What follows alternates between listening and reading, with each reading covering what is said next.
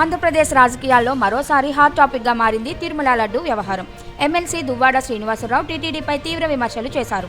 ప్రస్తుతం తిరుమల లడ్డూలో ఆవు నెయ్యి వాడుతున్నారా లేక సింథటిక్ నెయ్యి వాడుతున్నారా అని కూటమి ప్రభుత్వం వెంటనే క్లారిటీ ఇవ్వాలని డిమాండ్ చేశారు. అంతేకాదు టీటీడీ స్వయంగా 2 లక్షల గోవులు కొనుగోలు చేసి స్వచ్ఛమైన నెయ్యి తయారు చేసి వినియోగించవచ్చు కదా అని ప్రశ్నించారు.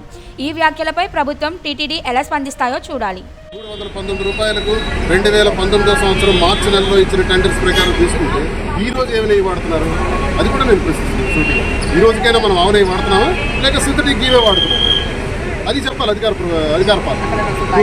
ఈరోజు కూటమి ప్రభుత్వం వాళ్ళందరూ కూడా కూటమి ప్రభుత్వం అందరూ కూడా క్లారిటీగా చెప్పాలి. ఈ రోజు ఏ నెయ్యి వాడుతున్నారు, ఎంతకు తీసుకుంటున్నారు, దానిలో నిజంగా ఆవు పాల నుంచి తీసినటువంటి నెయ్యేనా లేదా నిజంగా మళ్ళీ ఆ పాత కాంట్రాక్టర్స్ పాత టెండర్స్ మళ్ళీ ఆ పామ్ ఆయిల్ ఆయిల్తో దానికి ఫ్లవర్స్ అన్ని కలిపి తయారు చేసినటువంటి నెయ్యేనా?